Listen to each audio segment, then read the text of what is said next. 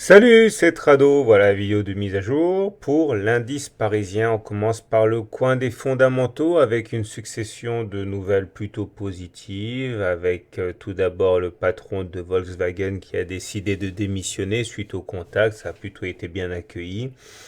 Monsieur Draghi est également monté au créneau pour rassurer les investisseurs en disant qu'il était sur le qui-vive et qu'il observait de très très près l'évolution de l'activité mondiale.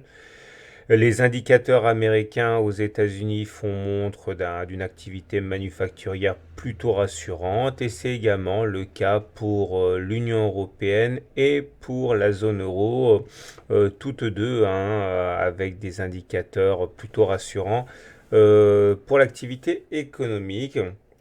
Seul élément est quand même de taille qui soit négatif, c'est la nouvelle déception pour l'activité industrielle chinoise qui marque le pas. On est en dessous de 50 pour l'indicateur, ce qui veut dire qu'il y a une contraction de l'activité manufacturière chinoise.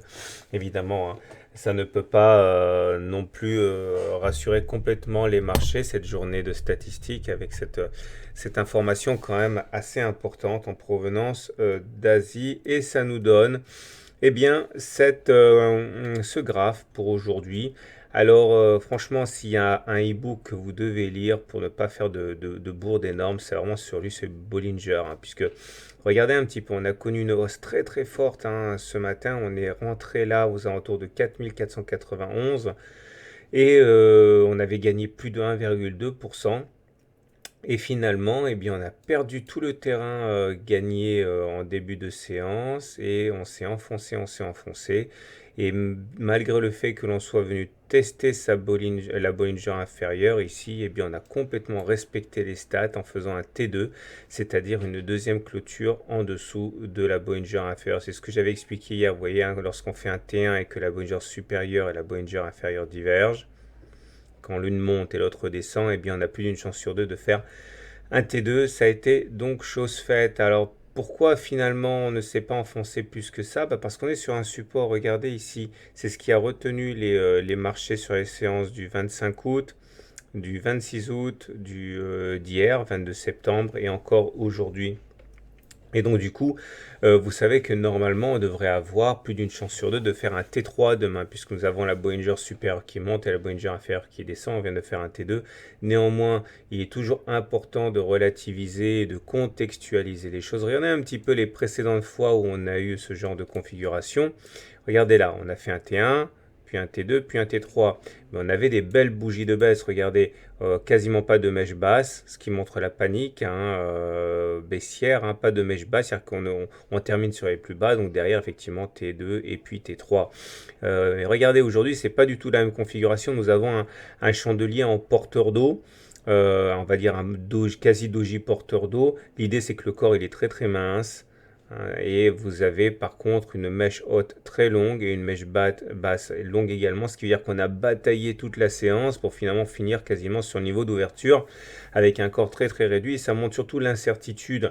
Alors les dernières fois qu'on a eu des choses similaires, c'était là, regardez.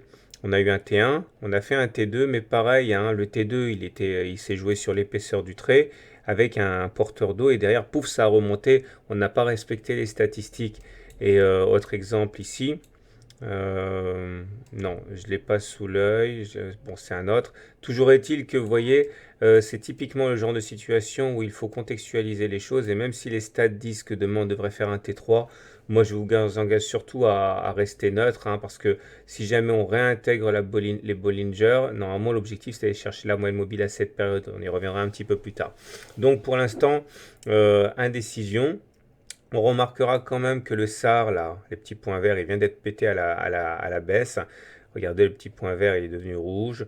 La dernière fois que ça s'est produit, c'était là. Le SAR, il était vert. Ça a été cassé et derrière, badaboum. Alors, c'est vrai que le SAR est un indicateur assez puissant. Il est exceptionnel qu'après avoir cassé le SAR à la baisse, on n'inscrive pas des plus bas, même si on peut avoir une petite remontée, il peut y avoir une replongée derrière. Donc il est très très très très très rare de ne pas inscrire un plus bas après avoir cassé un SAR à la baisse. Il demeure que nous sommes sur un support et l'analyse technique dit qu'on ne spécule pas à la baisse quand on est sur un support. Donc voilà ce qu'on pouvait dire. Les indicateurs techniques, bon, ils sont toujours aussi mauvais. Le CCI est toujours dans sa zone de survente en dessous de 100. Ça veut dire normalement qu'on n'est pas censé acheter.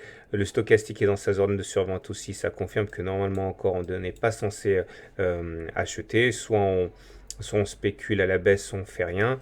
Et regardez le MACD qui s'apprête à croiser son signal à la baisse. Alors attention parce qu'on risque aussi de faire un non-croisement haussier. Alors là, ce sera un signal très très fort. On n'a pas encore croisé.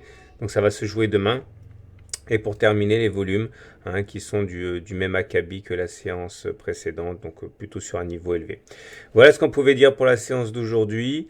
Je vous souhaite une bonne soirée, je vous souhaite de bons trades et je vous dis à demain pour la mise à jour. La vidéo du jour, c'est Solocal qui est déjà en ligne et je suis en train de bosser sur le prochain e-book, le prochain webinaire. J'en reparlerai demain, mais je suis sûr que vous allez trouver un intérêt tout particulier à suivre ce webinaire. À demain pour la mise à jour.